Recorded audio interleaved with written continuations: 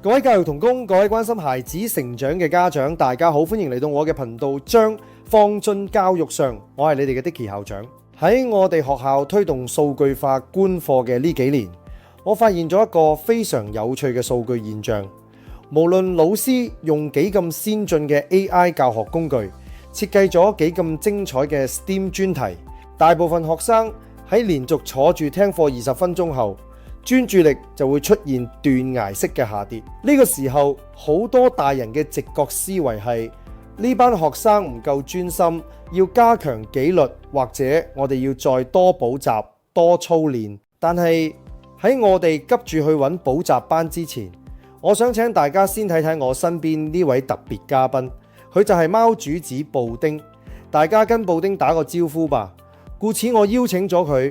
布丁平時喺屋企非常活躍，有時甚至會突然喺屋內來回狂奔，我哋俗稱放電。好有趣嘅係，每次佢咁樣激烈咁跑完一輪之後，接住落嚟嘅幾個小時，佢反而會變得非常專注同平靜。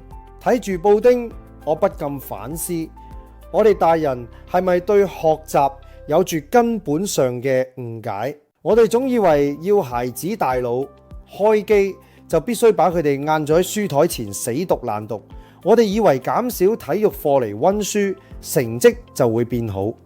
今日我要徹底打破大家呢個舊有嘅思維。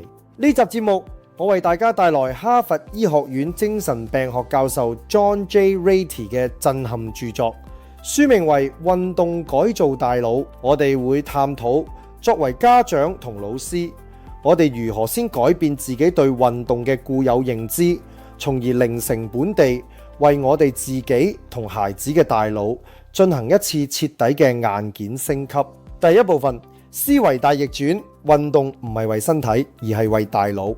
傳統思維中，我哋覺得運動只係為咗減肥、強身健體，讀書跟運動係互相衝突嘅。但係哈佛教授用大量嘅臨床數據話俾我哋聽，運動其實係大腦嘅奇蹟生長素。當我哋做運動嘅時候，大腦會分泌一種叫做 BDNF 嘅蛋白質，呢東西就好似係大腦嘅肥料，能夠促進新腦細胞生長，並增加負責記憶與學習嘅海馬體體積。書中提到一個令我作為校長感到非常震撼嘅案例。美國有一間中學破天荒地將體育課安排喺每日嘅第一堂，結果學生嘅學業成績出現咗顯著嘅躍升。研究更指出，做完有氧運動之後嘅2到3個小時內，我哋嘅專注力、記憶力都會處於最佳狀態。史丹福大學嘅研究甚至發現，人行路時嘅創造力比坐着時高出整整60%。各位老師、家長，呢個就係我哋必須進行嘅第一個思維升級。請停止剝奪孩子嘅活動時間來溫書。當孩子遇到學習樽頸，或者我哋大人喺工作上構思不出新嘅 AI 教案時，死坐喺嗰度係效嘅。站搶去跑個步、散個步，呢個唔係浪費時間，呢個係喺度幫大腦重新開機。第二部分，融合教育嘅最強輔助，天然嘅專注力與情緒解藥。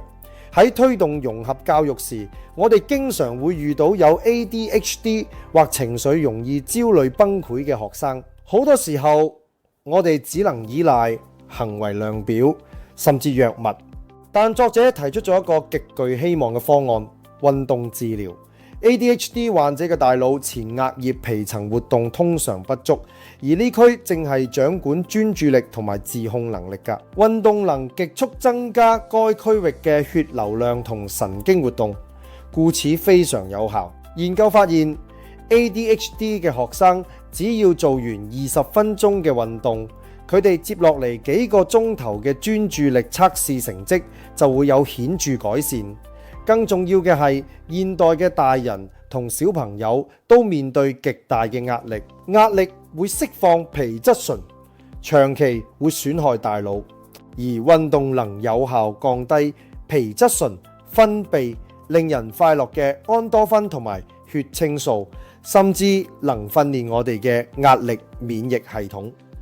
各位同工，我哋推動僕人領導，首先要領導好自己嘅情緒。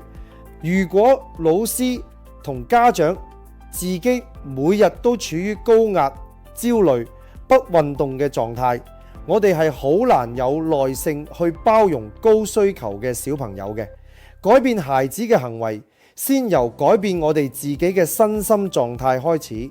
當我哋透過運動，讓自己大腦嘅血清素回到健康水平，我哋睇孩子嘅眼光自然會多咗一份寬容與智慧。第三部分，暑假行動綱領，與孩子一齊重塑大腦。講咗咁多，最關鍵嘅係如何執行。而家剛啱準備進入暑假，呢個絕對係老師同家長們改變習慣、重塑大腦嘅黃金契機。唔好一放暑假就急住幫孩子報滿10個靜態嘅補習班同埋興趣班。我強烈建議大家善用呢個冇繁重功課壓力嘅假期，把運動列為每日嘅第一優先事項。家長同老師們，請你哋一定要親自落場，成為孩子嘅身教榜樣。你唔能夠自己坐喺梳化上滑手機，然後指使孩子去跑步。作者建議最有效嘅係有氧運動，例如跑步、遊戲、踩單車或者跳舞。如果平時冇運動習慣，可以從每日散步30分鐘開始，慢慢增加強度，做到有少少氣喘但仲能夠講說話嘅程度就最完美。而且大腦中意新鮮感，暑假剛好可以讓大家嘗試不同類型嘅運動，刺激大腦不同嘅區域。記住，投資喺運動上就係投資喺孩子未來嘅智力與心理健康上。